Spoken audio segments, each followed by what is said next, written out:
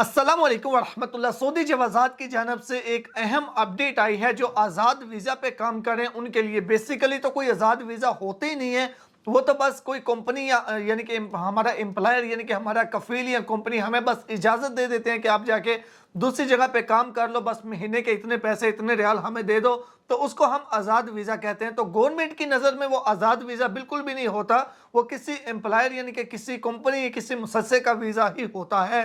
तो सऊदी हुकूमत की नज़र में, गवर्नमेंट की नज़र में यानी कि ये एक इलीगल काम है जो कि ये हो रहा तो पूरे सऊदी अरबिया में है, सारे कफील ऐसे ही कर रहे हैं।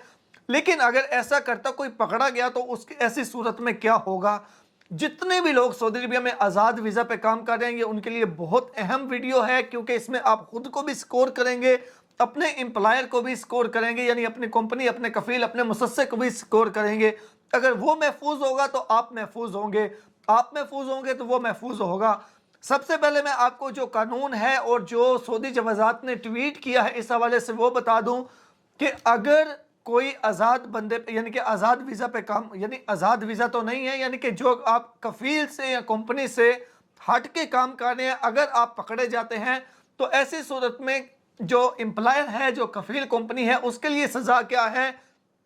5 साल के लिए वो नया बंदा नहीं बुला सकती, पहली चीज़। दूसरे नंबर पे उसका जो यानी कि जो एम्प्लॉयर है उसको 6 महीने जो है वो जेल होगी और 1 लाख रियाल जो है वो जुर्माना होगा। तो नॉर्मली ये आपको भी मालूम है कि आपकी वजह से सऊदी जो है वो अपने ऊपर कोई इफेक्ट नहीं आने देते। जो एम्प्लॉयर हैं, जो कफील वगैरह हैं, जो भी है वो आप पे ही आएगा। तो अब इसमें करना क्या है, ये सज़ा होगी कि अगर कोई मुसस्सा, कोई बंदा, कोई कफील आपको इजाज़त देता है आप दूसरे के पास जाके काम करो और आप पकड़े जाते हैं तो ये सज़ा होगी। अब दूसरे नंबर पे किस तरीके से आप ये काम कर सकते हैं। अगर आप किसी कफील के पास हैं, किसी कंपनी के साथ हैं, किसी मुसस्से के साथ हैं, और लेकिन आपने उसके साथ काम नहीं करना, आपने दूसरी जगह पे काम करना है, तो आप जो लीगल तरीका है उसके मुताबिक करें। यानी कि आप अपने कफील को बोलें, जिसे हम चैम्बर भी कहते हैं, या इस तरह का कोई ना कोई लाजमी तौर पे आपका एग्रीमेंट हो जिसमें यह हो कि आपका एक लीगल डॉक्यूमेंट हो, तो ऐसी सूरत में आपको इजाज़त होगी, आप काम कर सकते हैं। तो आपसे रिक्वेस्ट करूंगा कि ये एक कानून है, अगर इस पे थोड़ी नरमी की जाती है या सख्ती, वो एक अलग बात है। नरमी की वजह से आप शायद बच सकते हैं, लेकिन अगर एकदम कोई सख्ती हो जाए या जो इसमें पकड़ा जाए, आपको पता है उसको कोई छूट नहीं है, इसमें आपको भी अच्छा खासा नुकसान होगा, आपके एम्प्लॉयर को भी नुकसान होगा।